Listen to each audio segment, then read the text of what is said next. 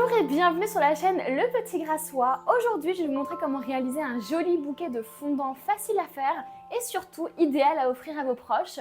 Mais avant ça, présentation du matériel. Pour commencer, il vous faudra de la cire de soja pour bougies moulées et fondant. Je l'ai choisi car c'est tout simplement l'une des plus faciles à travailler. En ce qui concerne la fragrance, j'ai choisi celle à la rose, mais vous pouvez bien entendu choisir une autre fragrance sur notre site. Pour donner un petit côté romantique, j'ai personnellement choisi de mettre les fondants dans un panier en osier.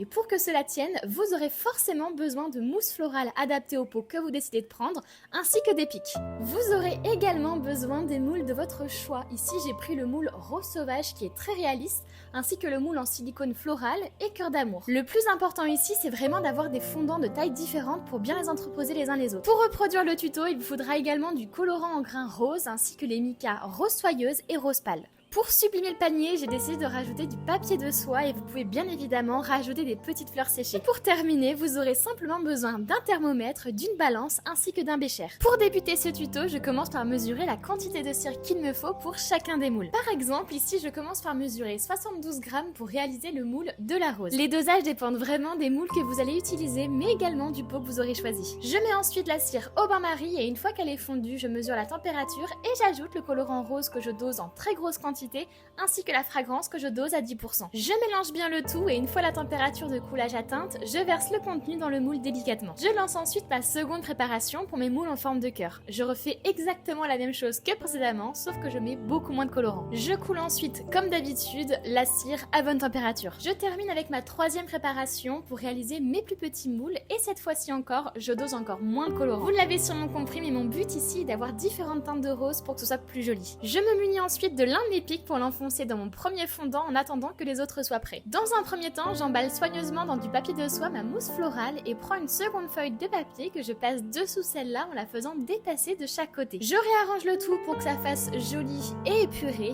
et voici ce que ça donne. Je m'occupe de ma première fleur que je viens démouler délicatement en tirant de chaque côté et comme le moule est hyper souple, et bien c'est vraiment simple de l'enlever. Voici le résultat, regardez-moi cette merveille. Je la place ensuite au centre de mon panier en laissant une petite marge de manœuvre entre elle et la mousse pour placer les autres fondants et j'ajoute le mica rose soyeuse sur toute la surface de celle-ci pour ajouter un côté brillant que personnellement j'adore. Une fois toutes les piques placées et le démoulage effectué, j'ajoute cette fois-ci le mica rose pâle sur mes cœurs et mes petites fleurs. Voici la différence avec et sans mica et personnellement je trouve que c'est véritablement ce genre de petits détails qui font toute la différence. Vient ensuite l'étape finale la plus cruciale, celle du montage de notre joli bouquet. C'est le moment de faire preuve de créativité pour savoir où placer tel ou tel fondant et s'il le faut, n'hésitez pas à recommencer plusieurs fois ou à ajouter d'autres éléments si vous avez des trous. Personnellement j'ai ajouté des fleurs séchées pour que cela fasse moins vide et du coup plus joli. Et voici le résultat final, un joli bouquet de fondant à la rose. Personnellement, je trouve que c'est sincèrement l'un des plus beaux cadeaux que vous puissiez faire à l'un de vos proches ou votre partenaire de vie,